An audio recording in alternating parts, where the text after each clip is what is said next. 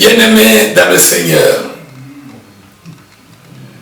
les élus de notre Dieu, nous vous saluons tous et nous vous bénissons en son nom. Nous sommes dans la joie ce soir de clôturer le long thème sur la victoire sur la mort. Nous voyons le dernier sujet, le 10e,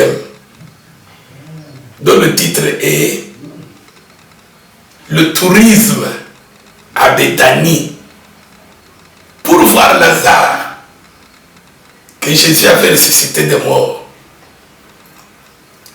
Si donc nous avons les moyens financiers, nous qui sommes encore vivants dans ce corps,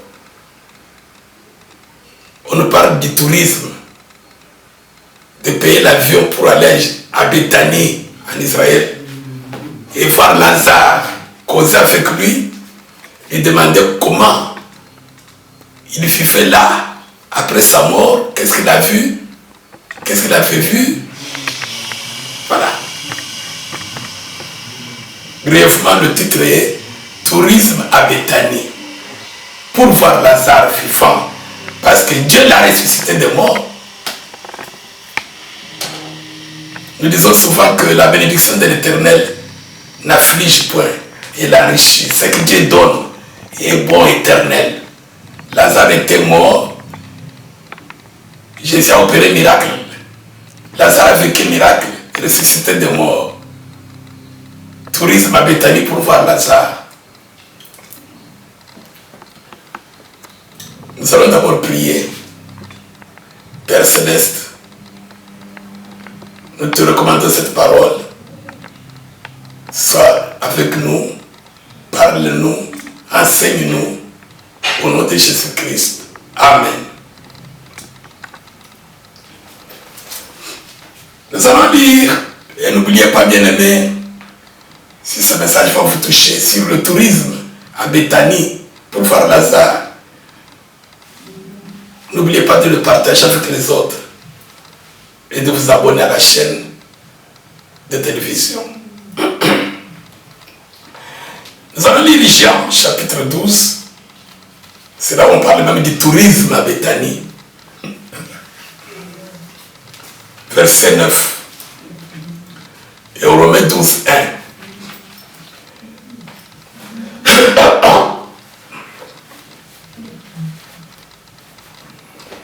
Jean 12, 9. Une grande multitude de Juifs apprirent que Jésus était à Béthanie. Et ils y vinrent, non pas seulement pour Jésus, mais aussi et surtout pour voir Lazare, qu'il avait ressuscité des morts.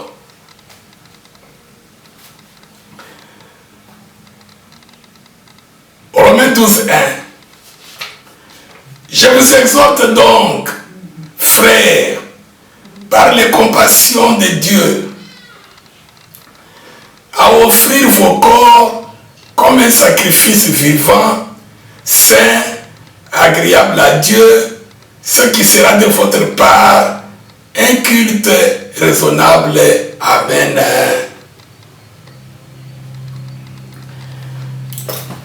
Nous avons suivi pendant tout cet enseignement comment Jésus-Christ avait ressuscité de mort Lazare, qui était membre d'une famille amie à Jésus, Marthe, Marie, Lazare.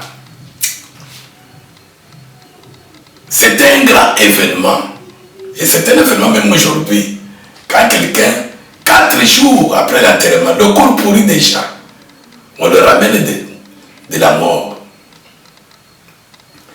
Maintenant au chapitre 12, Jésus était revenu à Béthanie, parce qu'il avait toujours l'habitude d'aller à Béthanie.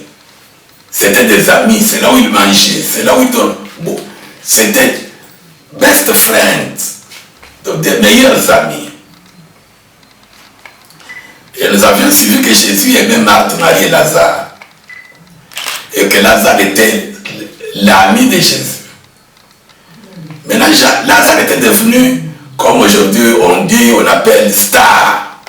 Donc une vedette, superstar. Il était super vedette, meilleure vedette. Pourquoi? Voir quelqu'un qui est revenu à la vie après avoir été enterré, 4 jours, le corps commence à pourrir. Quand Jésus était là, la Bible dit, Marthe était à la cuisine en train de préparer. Marie, elle est allée prendre un parfum de grand prix, comme toute l'économie qu'elle avait. Et ce n'était pas la première fois qu'elle le faisait. On avait suivi au chapitre 11 dans cet enseignement. C'était cette Marie-là qui oignit Jésus de parfum. Chaque fois que Jésus allait à Béthanie, Marie le faisait. Quand il a quelque chose, tout ce qu'elle a, elle achète un parfum de grand prix. Elle va oindre Jésus.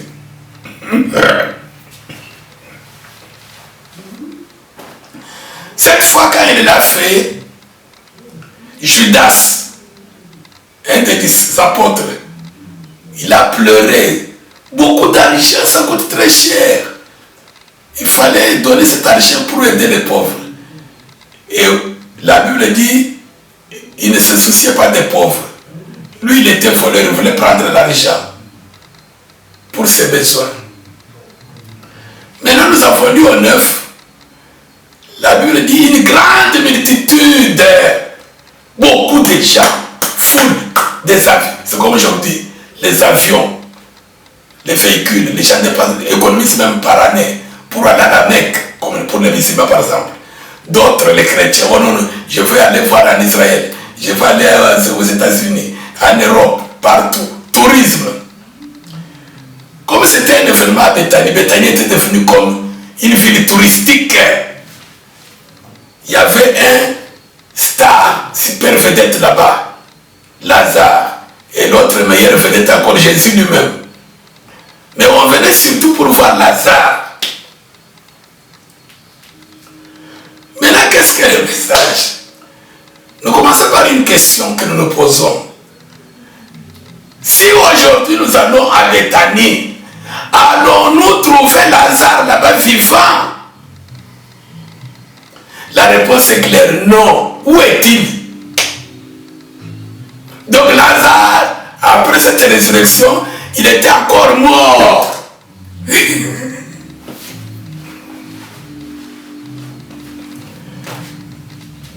Vanité de vanité. Tout est vanité et poursuite du vent. Toutes choses dans ce corps, dans ce monde, dans cette vie présente est vanité. Marthe, Marie et Lazare, ils étaient de meilleurs amis de Jésus. Jésus avait opéré ce miracle pour nous enseigner que nous devons être comme cette famille. Elle a pris tout le parfum de grand prix pour oindre Jésus. Toute leur économie, loger Jésus, nourrir Jésus, soigner Jésus. Marie a manqué ce qu'elle pouvait donner à Jésus. Après avoir constaté que Jésus lui a donné la victoire sur la mort éternelle, sur l'enfer. Elle a décidé, cette famille a décidé d'offrir leur vie présente, leur corps à Jésus. De donner leur cœur à Jésus. La résurrection de Lazare, Dieu nous montre ici qu'il y a une autre vie, la vie réelle. Dans cette vie là-bas, il y a la mort éternelle et l'enfer.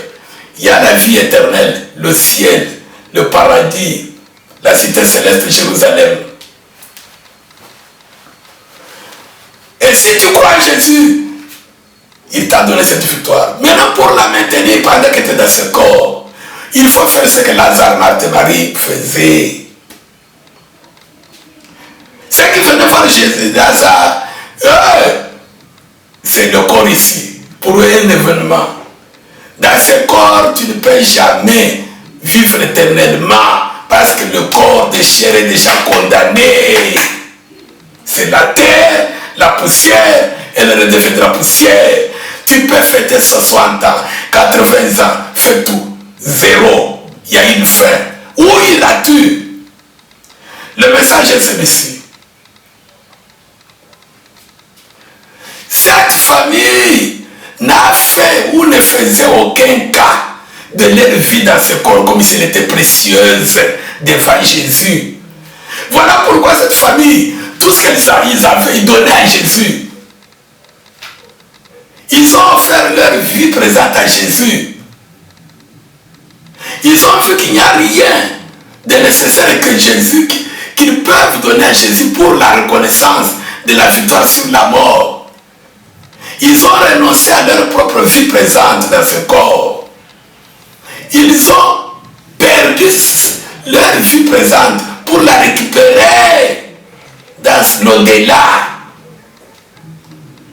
Le message, ne faire aucun cas de ta vie dans ce corps comme si elle était précieuse devant la parole de Dieu, afin que tu puisses sauver ton âme dans l'au-delà après ton départ.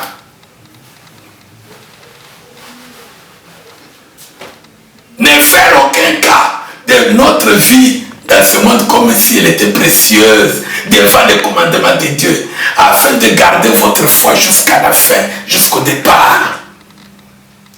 S'il y a quelque chose dans cette vie qui demande que tu ne respectes pas les commandements de Dieu, accepte de la perdre, même si c'est l'argent, même si c'est l'honneur, même si c'est quoi, tout va rester, c'est vanité de vanité.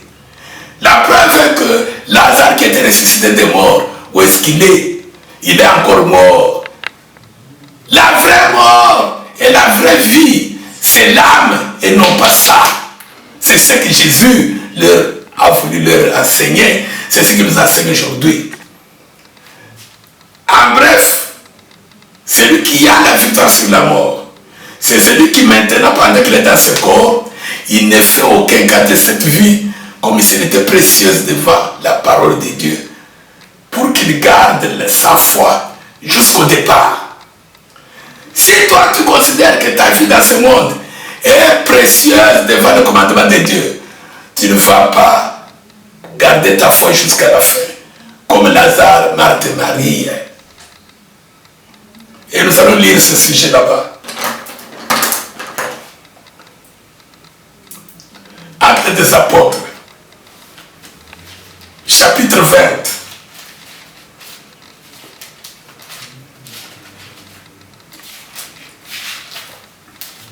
Verset 24. Mais je ne fais pour moi-même aucun cas de ma vie comme si elle m'était précieuse, pourvu que j'accomplisse ma course avec joie. Alléluia. Et le ministère que j'ai reçu du Seigneur Jésus d'annoncer la bonne nouvelle de la grâce de Dieu.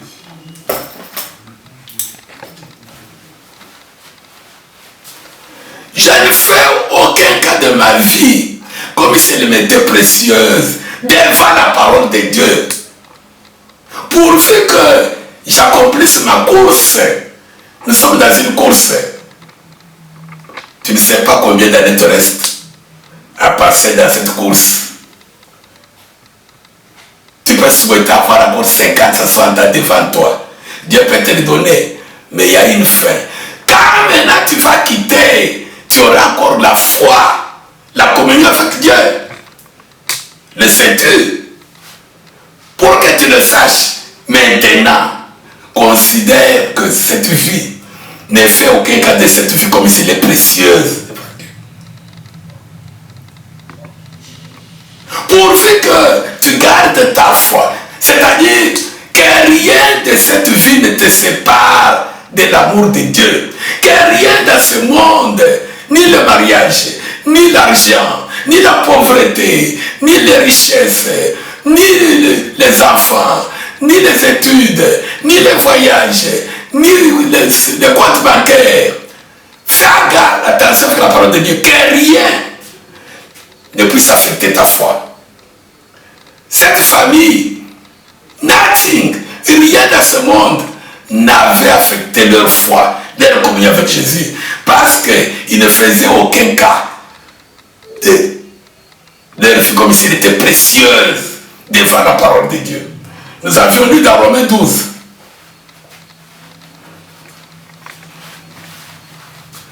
Verset 1. Le culte que Dieu aime, le culte agréable, c'est bien. Prier, jeûner, chanter, faire tout ce que vous voulez, c'est bien. Car en le faisant, Dieu a besoin d'une chose. C'est que Marie, Marthe et Lazare faisaient. Ils ont donné leur corps à Jésus. Nous avions lu Romains 12, 1. Offrez vos corps comme un sacrifice agréable à Dieu. Ma soeur, mon frère. Et regardons maintenant aujourd'hui, nous les chrétiens d'aujourd'hui, une chrétienne qui s'habille, une servante de Dieu, les soi-disant maman pasteur, les soi-disant papa pasteur, le secteur de Dieu, aucune différence avec des prostituées. Aucune différence avec les prostituées, les mondaines.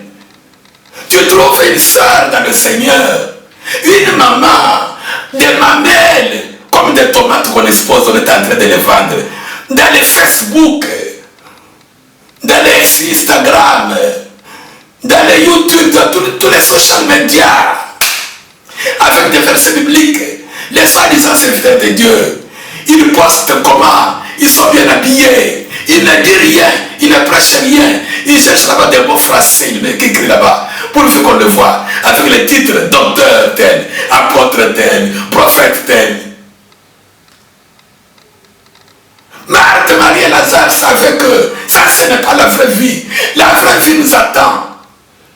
Donnons nos corps, donnons nos cœurs à Jésus, afin d'échapper à l'amour éternel. De sorte que le jour où nous allons quitter ce corps, nous puissions ce jour-là garder notre foi. Comme Paul l'apôtre dit, j'ai combattu le bon combat, j'ai gardé la foi, j'ai achevé la course. L'heure de mon départ approche. Il y a un jour de départ, ma soeur, mon frère, où ce corps ici va se moquer de toi.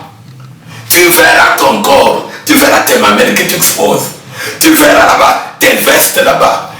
Rappelez-vous bien aimé, tous ces gens qui allaient voir Lazare,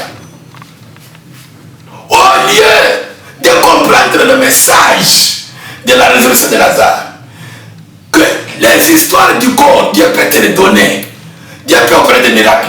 Tu pleures pour les maladies, et ceci, cela. Dieu peut te guérir. Mais après la guérison, tu mourras. Lazare est ressuscité, il est mort. Tu peux avoir des millions. Tu peux aller, c'est pas, là où c'est pas Bombay, où tu cherches à aller à Miami, où tout ça. Tu iras. Il y a le cimetière.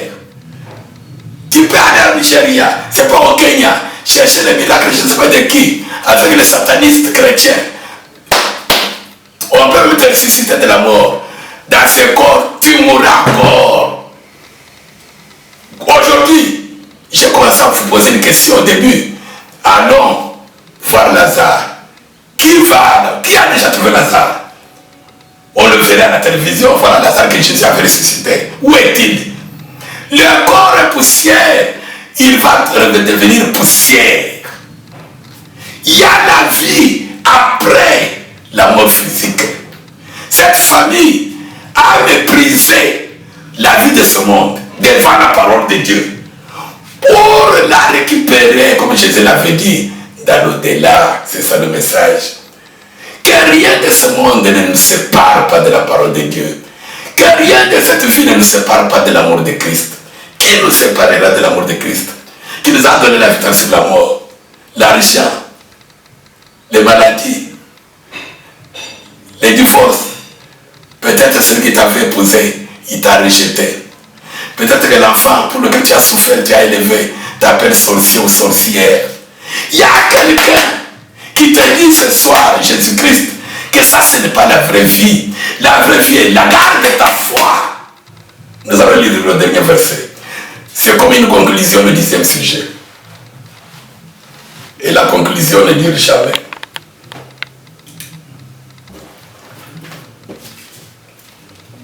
Tourisme à Béthanie, le 10e sujet. Si on va à Béthanie, Lazare n'est plus. Vanité de vanité. Ne faisons aucun cas. Comme si cette vie dans ce monde, dans ce corps, est précieuse devant Dieu. Non. C'est les vanités de vanité. Que rien dans ce monde ne te sépare pas de l'amour de Dieu, de la foi en Jésus-Christ. Que l'argent que tu as, tu ne fais qu'économiser, économiser, économiser. Tu ne peux pas pratiquer la parole de Dieu pour penser à celui qui n'en a pas. Que quand je donne au ciel, je vais avoir la vitesse de la mort. Non, non. Tu n'amèneras pas l'argent. Tu n'amèneras rien. Quand Lazare a été enterré, Lazare il est sorti du corps. Il s'est retrouvé seul. Ni Marthe, ni Marie, ni les vêtements. Vous voyez, quand on a dit quelqu'un là-bas, on va enterrer quelqu'un, vous faites les funérailles, les honneurs, frère David. Vous allez chercher des vestes, vous habiller. Ce n'est pas frère David. Et même les voleurs peuvent venir là et puis voler tout ça. Ça veut dire qu'il est seul. Bien aimé, lisons d'abord Luc 13, 6 à 9.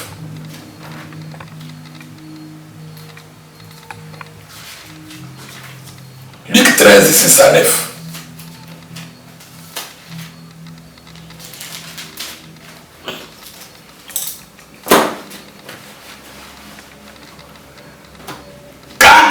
Ce corps. Si maintenant, pour toi, cette vie est précieuse devant le commandement de Dieu, à cause de l'argent ou du mariage ou quoi, qui sera avec toi? Tu te retrouveras seul devant Jésus-Christ, les anges de Jésus devant les anges de Satan. Qui te prendra? Cette famille, pendant qu'elle était en vie dans ce corps, ils ont donné leur corps, leur cœur à Jésus parce qu'ils savaient très bien.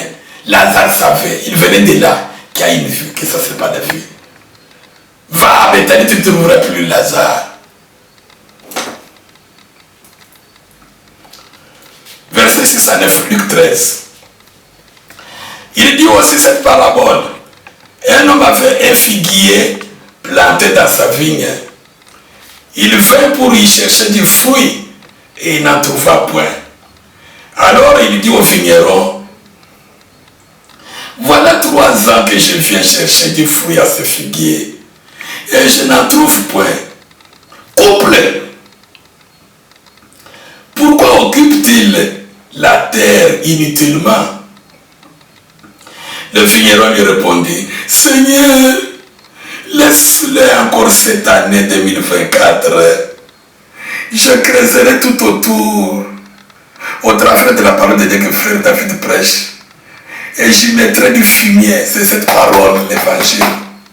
Peut-être cette année, il changera. Elle changera sa façon de parler, sa façon de s'habiller, sa façon de se comporter dans les assemblées. S'il ne change pas, alors tu le couperas. L'arbre, c'est toi et moi. Jésus nous a pris, nous a choisi la grâce. Nous étions déjà condamnés. Nous n'avions aucune part avec Israël. Il nous a approchés à sa table afin que nous puissions échapper à sa colère à venir. Malgré nos péchés, il nous a gardés protégés 2023, depuis ta naissance jusqu'à 2023.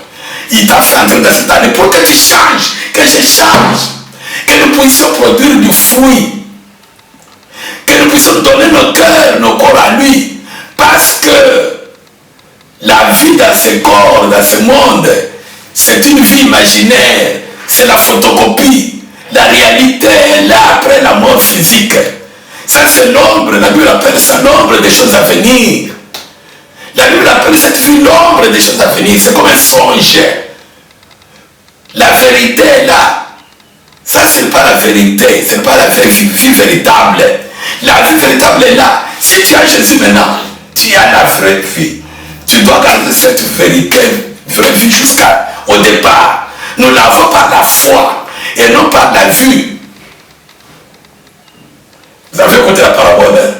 Jésus dit, le Père de Jésus dit, j'ai à protéger ses frères et ses sœurs pour qu'ils se répandent, qu'ils produisent du fruit.